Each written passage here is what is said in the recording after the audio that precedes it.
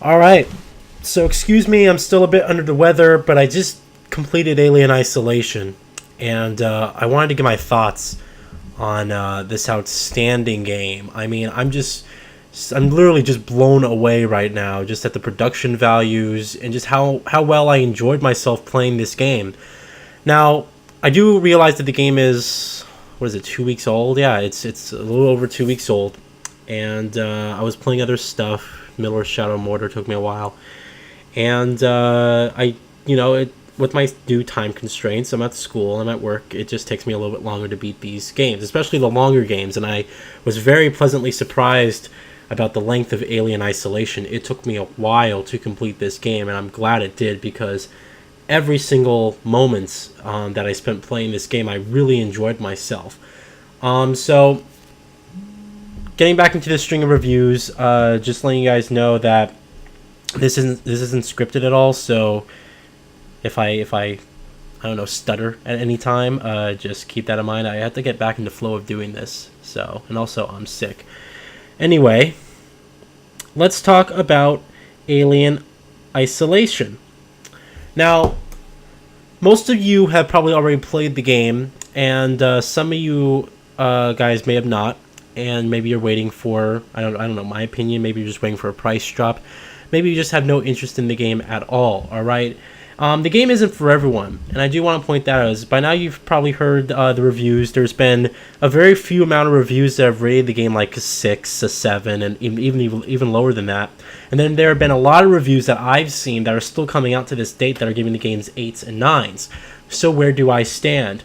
Now this is the problem with this game, is that it's a stealth game, and it's a very, very hardcore stealth game. That being said, this game punishes you, like deeply punishes you for just basically trying to play it as an action game, or trying to rush your way through levels is not going to work. If you get up and start running, the game's going to slap your ass down, and it's going to give you one hell of a spanking. So it's an extremely difficult game. You have to play it extremely slow paced, and if you screw up at any point, if you just say, I already did this like 3 times, I don't want to have to sit here and do it again, I'm tired of crouching, and you start to run and you want to run different areas in the game, then what's going to happen is you're going to get killed a lot. Sound plays a huge role in this game, where you're running and it will attract the alien and also the people around you. They'll hear your footsteps, and even when you're crouching and you're moving fast while crouching, they can still hear you barely. So you really, really, really have to play this game strategically and slow paced, because if you don't, then the game won't let you play it any other way. It's going to say, no, you can't play me like this, and it's going to punish you, and you're just going to die and have to do stuff over again. Now, what I like about this game is the fact that it does in its way, it forces you to play it a certain way, and it also forces you to adapt. I played the game on hard mode, and it's recommended by the game that you play it on hard mode, that's the recommended experience that the developers want you to have. And I know a lot of people have said to me previously, and even some people on YouTube and stuff have been stuck playing it on hard mode. Like, they're stuck in some levels because the game's just so hard. What I can tell you is this, is I played it on hard mode, and not once did I feel like there was any amount of bullshit happening. When I died, I felt like it was me being careless, or I felt like it was me taking a risk in something that I was doing. The game is difficult, but it's also strategic difficulty. All right, it's not bullshit difficulty like you had other games. Most survival horror games have bullshit difficulty. Dead Space 3 was one with just bullshit difficulty, where they just throw everything at you, and enemies and enemies and enemies. And this game is very strategic about its difficulty. If you make noise, you're going to attract, your enemy, and it's going to make it harder. If you try to confront civilians and they have an armed weapon and they literally point the gun at you and they say, back away or I'm going to shoot you, and you're just messing around, they will open fire and you will die. Now, in hard mode, you literally die in about 2 shots. 2-3 shots at the most, all right, is you're just dead. Okay, so if you see a guy, you're like, oh shit, this guy's shooting at me, I'm going to turn this corner, run up to him and hit him with my my wrench or whatever. He just has to shoot you like 2 times and you're dead. That's it. Now you can craft through the consumption of items such as scrap and different elements and stuff that you can find throughout the game. You can construct different items like health kits. There's different bombs you can make. There's a flash grenade, smoke grenades. There's Molotovs. There's also noise makers, so you can throw like this little bomb thing. It makes noise and can attract people or the alien over to that area, and you can just move on and progress through. Now the point is you're supposed to be strategic about what you craft. So everything has a purpose in this world. I can tell you I probably used a flash grenade once or twice, and I was just using it because it was like my only resource I had left, because I barely used a flash grenade, and I barely used a smoke grenade at all. All right, Molotovs are helpful when you don't have flamethrower ammo, because the alien doesn't like fire, right? And later on in the game, you're giving the signature flamethrower that was in the first film, and you can basically shoot flames at the alien, and it will basically scare it away for a little bit. All right. Now it is impossible to kill the alien. If you confront it in any way, shape, or form, it has you basically. The only thing you can do is delay the inevitable, which is by using different tactics and stuff like that. So, and I really found, and I'm going to talk about the alien in a little bit, because the alien is it's a very strategic system it's built on, right? A very dynamic system that the developers built this on. But your tools are limited resources, but they all have a purpose in this world, and if used correctly, you will be able to get out of tough situations and survive just a little bit longer. That's the whole theme of this game, is just surviving, and it is very, very, very difficult. Now it takes place on Sevastopol, the Sevastopol station, which is from what I gather, everything from there's like this other company that's in competition with Weyland-Yutani, and this is all stuff that's not actually in the lore. It's the stuff the developers came up with, but it all feels like it's very concrete. It feels like it's a part of this universe, and that's what I love most about it, is this art direction.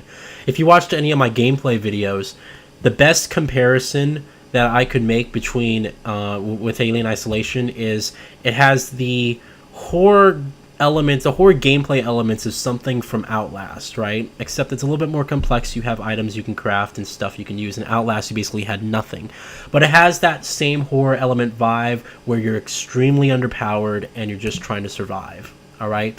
And it also, if you take that gameplay element from Outlast and you combine it with the world and the interesting universe of something like the BioShock series, the first BioShock for that matter, that is basically where you get Alien Isolation. It's a combination of really Outlast and BioShock. And if you guys liked either of those games, right, and I'm talking about the original BioShock, not BioShock Infinite, but if you guys liked either of those games, then you're probably going to really find yourself interested and very immersed in Alien Isolation.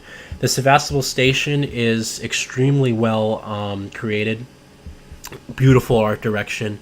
And again, this is supposed to be like an 80s vibe, I believe. It was Alien in the late 70s or 80s or early 80s. I'm not exactly sure. I have the Blu-rays over there, but one of those, right? And it's very true to the original Alien art style, where everything's supposed to be futuristic. I believe in the year 2100, whatever I think it is.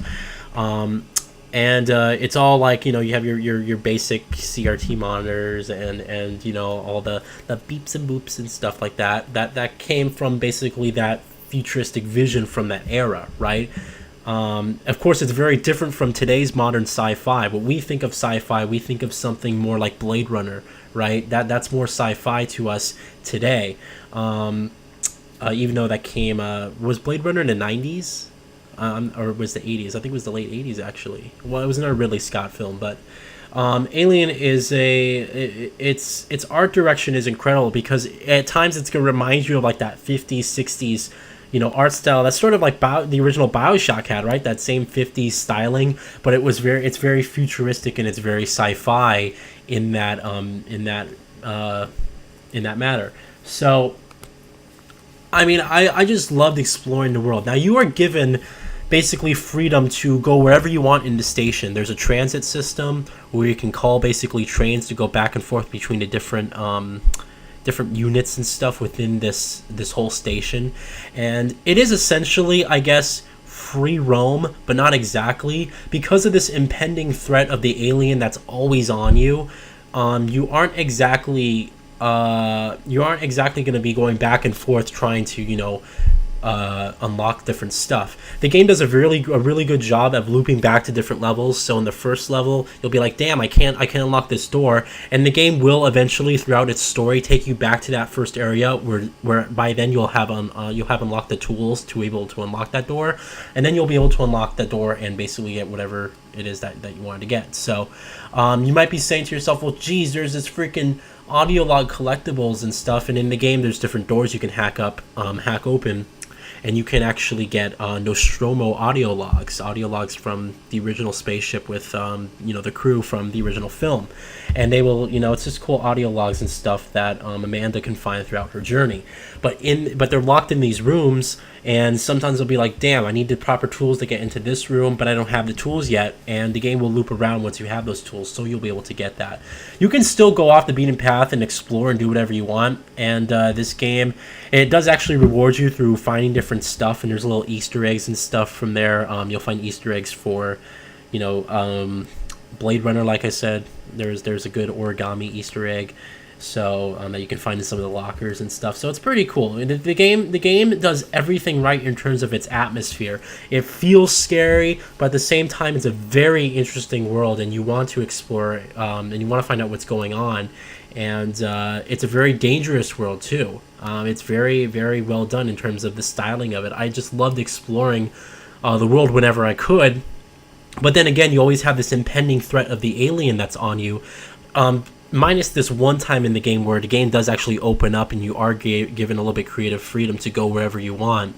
But at that time, you still don't have all the tools at your disposal, so it's a bit difficult. But like I said, the game does loop around to previous levels that you've been through before, so that you can unlock those doors when you have the tools the second time around when you come. So the game doesn't lock you off. It doesn't say there's no invisible walls over here, you can't go over here. Everything looks very realistic, and everything behaves very realistically. So that's what I really love the most about this interesting world. And the game surprisingly has a lot of variety in its art direction. There's areas that there's like this hospital asylum thing that looks really cool, and then there's another area that's it's more industrial, and then you have like some cool server room with a bunch of lights and stuff. So the game does actually mix it up in terms of its variety and give you a lot of different areas to explore that are interesting and that actually look different. So Sevastopol is a pretty cool space station, and it's a large one at that. Now let's talk about the alien, all right? Because the alien AI here is probably the most important thing and aspect of the game itself. Now, the developers have built a dynamic AI, which is completely free, completely systemic, and basically the alien is allowed to go wherever he or she wants and do whatever he or she wants. Right? It's allowed to do whatever it wants to do. If you make noise and you're like, there's this at the very end, you have to go, basically, I'm not going to spoil anything, but you have to go up to this area, right? And I'm thinking to myself, okay, well, I died already once, right? And the alien popped out at this exact moment. So I'm thinking to myself, okay, the alien only pops up at this exact moment after I do this, right? So I'm like, okay, I'm going to rush through, and I run through the levels, and I basically am running upstairs, and the alien drops behind me in a completely different vent, and all of a sudden comes and kills me, right? So don't think to yourself, if you see the alien come out of an event every single time, that's kind of like its introductory thing. But if you do run around levels, it will come and get you. It does not mess around. And that's its best aspect, because this alien does not have a set path. You cannot study its movements, and he does not do the same thing twice. Again, if you stay in the same spot too, try to hide in the same spot, he will eventually find you, because they can smell you, right? The alien can smell you. And there's points in the game where you'll be hiding in lockers, in cabinets and stuff, and all of a sudden the alien will sniff out through the vents of the locker, and you have to hold your breath, right? It's a really tense moment, and you have to be careful to let go of your breath, because if he hears you even do the slightest, then he's going to come and get you.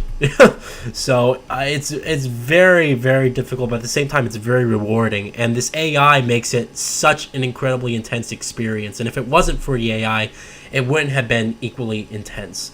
So they just did a great job. This is truly the next generation of AI, I believe, completely systemic and free to go wherever they want. I'd like to see this tried on a lot of humans in some action games, something like an Uncharted style game to have enemies where they can just take cover and they can communicate and they can go around and do different stuff, and something like that. That would be really, really awesome. This game does not mess around with its difficulty, and it's really straightforward in what it wants you to do, and what you basically have to do to survive. You know, if you do not adapt, you will get killed. It's basically pretty simple.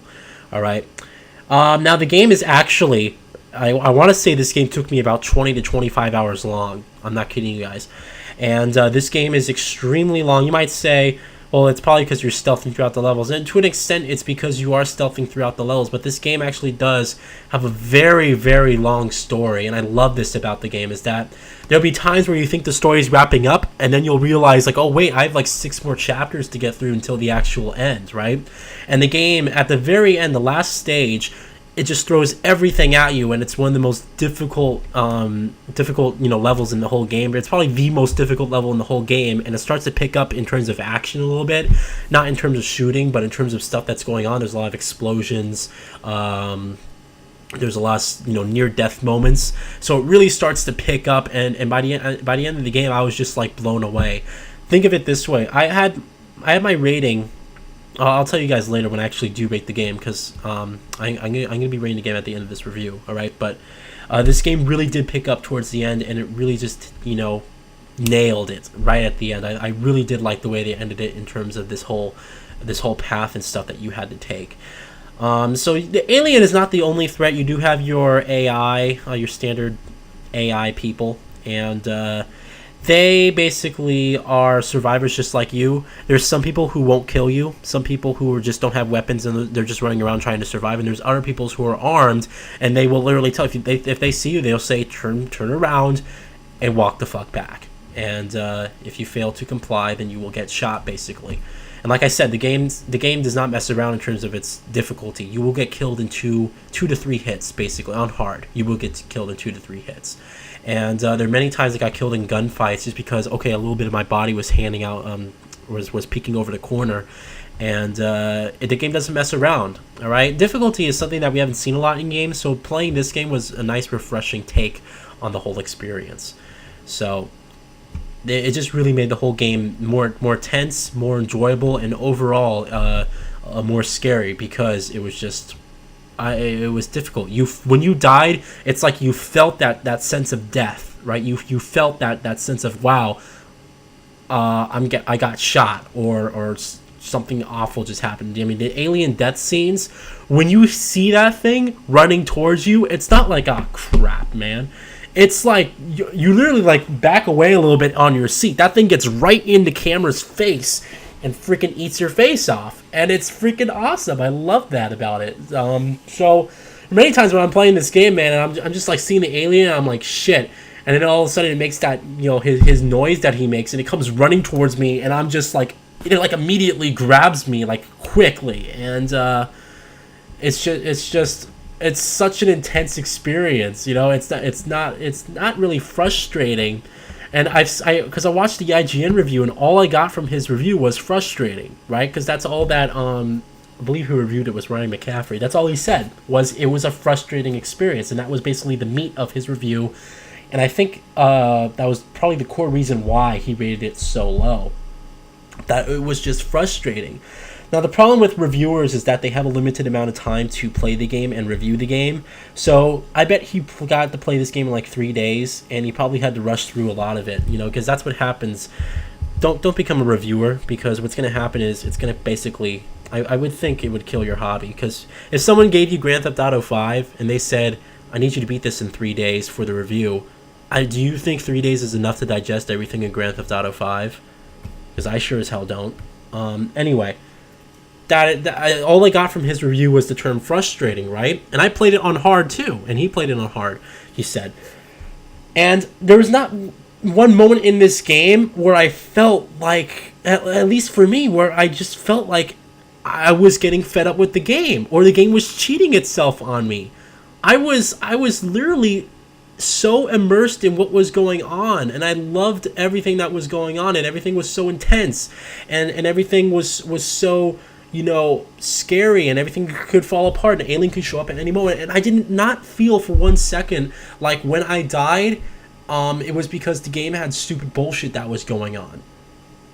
That's just the way I played. I played very, you know, slow paced, like the game forces you to play, and I had a good time playing it. And when I died, and I felt like it was my decision. But the game is hard, and it's not. And the reason I don't get frustrated, the reason I couldn't get frustrated, is because the game was strategic about its difficulty. It didn't just throw 7 aliens at you for the sake of having 7 aliens at you. Everything felt like it was strategic, and everything felt like you really had to use everything at your disposal to get through the levels. I mean, even towards the end, they're gonna throw a little bit more at you, especially that last level in the game. They throw a lot of stuff at you, and I died a couple times. But to be honest, I wasn't like, this is completely bullshit, I'm not playing this game anymore, I'm walking away. Right? I did not do that. So, like I've said, Alien Isolation is not for everyone. If you cannot stand playing a stealth game where you must sit in literally the same spot for at least a few minutes just waiting for an opening, then this is probably not the game for you. And it's unfortunate because that is the type of game it is. You will have to hide in this locker, and you will stay in that locker for a few minutes if you have to. I mean, the game just, that's just the way it plays, right? But I mean, everyone's talking about how, oh, the game's just really hard, and the alien's so smart sometimes, and it's just, if this was a real situation, if you were actually on that station, if you were actually in the footsteps, or the shoes rather, of Amanda Ripley, would you literally be complaining in real life, geez, this alien is so freaking smart, alright? This is just stupid. And this game, and this whole thing is so freaking difficult. I mean, it's part of the experience, and the alien should be smart. The alien is supposed to be an advanced being, and more advanced than human. It's supposed to be basically perfect. It's a perfect living organism, right? It doesn't need oxygen to survive. It is extremely quick. It's extremely terrifying. It's supposed to be a perfect organism. So of course it'd be really intelligent. Of course the game would be really hard, and of course the alien had to be built like this. You know, I played Aliens Colonial Marines last year, and I didn't think it was awful as most of the other people thought it was. You know, I thought it was okay.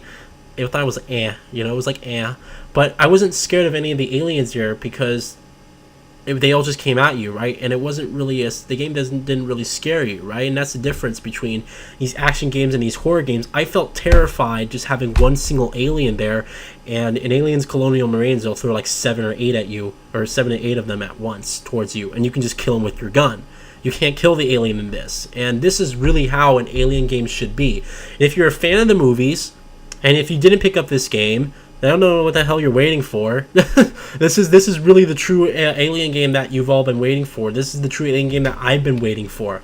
You know, I obviously I wasn't born during the time that this movie came out, but I really did enjoy the film when I did watch it a few years ago for the first time, and since then I've really come to really love this series and love this franchise. And so Alien Isolation, I have to say, is the game that I would always, this is the game that I would want an alien game to be like, right? This is the true alien game, and this is really, if I had to think of a perfect alien game, it would be something like this. It would be like this, because this is fine. This is perfect, actually, for what it needs to accomplish, and for what it does. It's just, it's a perfect game, and it does pay a ton of respect to the original film and the art style, and you can tell when you're playing this game that the developers put a lot of work into the art direction and making sure that this game felt like it was a not really it was part of the first film, and not really that was better than the first film. That it was more of an extension, right? More of a companion to the first film. All right, this is something that this is a story that I think could only be told in video game form, because there's not one moment in this game in the whole story where I felt like it was dragging on. Everything felt intense, and even towards the end there, where they kind of knocked you back a few steps, it was all like, geez, and then you had to and then it really redeemed itself towards the end level. So very true to the original film, and just does an outstanding job. So this game also does come, if you purchase it on day one, and if you get it anywhere near the day of its release. I don't even know if they still sell these anymore, but it came with the Nostromo edition.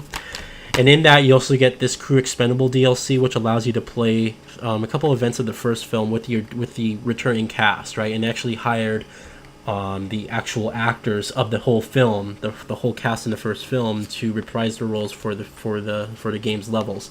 And I'm actually going to go play that momentarily right now. So, but all I can say is that Alien Isolation, fantastic story that stays true to the original film. It actually gets emotional for a little bit too, so it's not completely like, oh, scary. It gets emotional. Amanda Ripley is she's a strong character, just like her mother, a little bit more vulnerable. And I think her mother was, see, Ellen Ripley's character in the first film, she was very much a hothead, and Amanda is kind of the same way, but she kind of knows her place. And there's definitely similarities between the characters, and you actually do start to Amanda does actually grow on you throughout the whole experience. So you really do believe that that what you're doing holds like a true purpose to her, and that she actually really wants to find out what happened to her mother, and that she's scared and all this stuff that's going on. And of course, we all know, if you've watched the films, that she won't ever find her mom. But still, it is an emotional experience nonetheless, especially towards this one scene in the game, towards the end a little bit, where you actually do find some little bit more information out. So just an exceptional job with the writing and stuff. They did a good job. Graphically, I think the game looks great. On consoles, there is some aliasing issues. I don't even know if they alias the game at all, because it looks like there's no anti-aliasing. Everything, there's a bit jaggies, especially on some grates and stuff like that. Maybe it's supposed to look like that. All right, I don't know. Maybe it's supposed to look grainy and stuff like that. I actually turned the film grain effect completely off because I didn't like it. It was a bit too intense, and I understand that they put it in there to kind of get that first feeling of the original film and how old it was. But I just don't like the film grain effect, and I turned it off. And but there's some aliasing issues. There is actually some quite frequent frame rate drops, and that is my main issue with this whole game. The biggest issue is the frame rate drops, and they do happen quite frequently. Not really during combat or during the core gameplay, but it's just kind of unnecessary in certain aspects. The game's cutscenes, although they're pre-rendered, the game loads the levels during the cutscenes, and so the cutscenes run between 20 to 25 frames per second average. And they're really choppy, and it doesn't look that good. And sometimes they'll even hit below 20 frames per second. So the cutscenes are really low resolution, although they look good. And the game itself, the frame rate will dip to about 25 frames per second. If it does, if a lot of stuff is happening, especially when you're killing an android. And you're hitting him up against a wall, and the frame rate really dips there. So that's just the only issues I can really say, is just the frame rate dips. So if you do have the choice, play this game on the PC, where you'll get the 60 frames per second, and it's gonna look better. You'll take care of the anti-aliasing issues and stuff like that. But other than that, the game looks good. It's just some frequent frame rate issues that luckily don't happen during combat and stuff, but they are annoying nonetheless. And that's really the only that's pretty much my only gripe with the game. It's just that those frame rate issues. Excellent sound design. I mean, I had this game running Dolby DTS 5.1, and the sound design is fantastic. It sounds great. The bass especially. You'll be able to hear the alien in the vents, and it literally sounds like he's right above you or below you, and it's just freaking awesome. The sound design is incredible. Everything you feel, that when the alien runs and you hear its footsteps, you feel that thumping, and when you take a gun, you take your shotgun and you start shooting at people, you can feel this sound and just how it ricochets throughout the whole area. So excellent sound design. And then the gameplay, like I said, it's strategic difficulty. It's hard, but it's not bullshit, and therefore it's acceptable, and therefore it doesn't get frustrating, at least for me. So I enjoyed Alien Isolation quite a bit. The game, to put it this way, I was basically going to rate this game a 4 out of 5. Basically, I was going to take a point off because of the performance issues on the consoles, and the game doesn't really have a lot of glitches, at least from... I didn't experience any glitches from my experience, but I was going to rate this game a 4 out of 5, right, because of the performance issues. I don't like doing 0.5s at all, but that was basically what I was going to rate it. And that last level really just turned it up a notch. It was difficult, but at the same time it was so intense, and I loved it. I'm going to give this game a 5 out of 5. And I don't know how I'm feeling about that right now exactly, because I just beat it, and I feel really awesome, right? I feel great because it was such a great game. But I mean, it's put it this way: if Uncharted 2 had frame rate issues, would that game still be a 5 out of 5 or a 10 out of 10, or would it be an 8, 9 out of 10, or an 8, or 4 out of 5? It's like, when you have something that is good, it like has the story like that, has the graphics and the sound and the gameplay is just so intense. When you have an experience like that that's just brought down by frame rate issues that don't really impede the whole experience, they're just kind of annoying. I mean, yeah, I'm gonna give this game a 5 out of 5. I am. I really enjoyed it, and it's probably my second favorite game I played this year. Right, my second favorite game I played this year. First being Wolfenstein: The New Order. But you'll definitely hear me talking about it more in my Video Game Awards.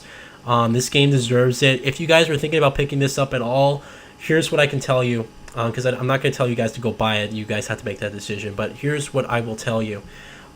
If you like stealth games, if you like survival horror games, and if you don't mind, a really hard game that's strategic, like I said, but if you don't mind something that's like that, a really hardcore stealth game where you'll have to wait around and wait for an opening at times for long periods of time or whatever. If you like slower paced games that still offer a great experience, and this is the game for you. If you're solely a shooter guy and you just like action, and stealth games can bore you if they get if you have to wait too long or whatever, then you're probably not going to like this game, because this game literally requires you to be crouched the whole time. Like, you'll have to crouch just to walk down a hallway, right? Because I mean, the alien can hear you literally, so, and like every single footstep, so you'll have to crouch most of the time during your playthrough. But again, if you like what I just mentioned, if what I mentioned sounds really good, and if you guys know the type of gamer I am, if you guys can relate to me in any way, then you guys are really going to enjoy this game. I love Alien Isolation. I think it was fantastic. It was an excellent way to continue what the first film left off, kind of a side story more or less, and they just told it really well. And I don't know if we're going to get another game like this. They kind of set it up for a sequel, but not really. I don't know if we're going to get another game like this. Another Alien game like this, I mean. But if we do, I'm definitely going to be welcoming it with open arms. And it's going to be hard for any other future Alien game to release to top this. This is the best Alien game I played. And it's one of the best survival horror games I played too, alright? So I will talk to you guys later. I hope you guys have a good day, and I hope you enjoyed my first review returning for Alien Isolation. It was a good one, a really good one. So thank you all for watching. Let me guys know what you think, and I will be back. I guess I have to start on Evil Within next, and I'm going to be playing the DLC for Alien Isolation as well. Have a good day, guys. Thanks for watching.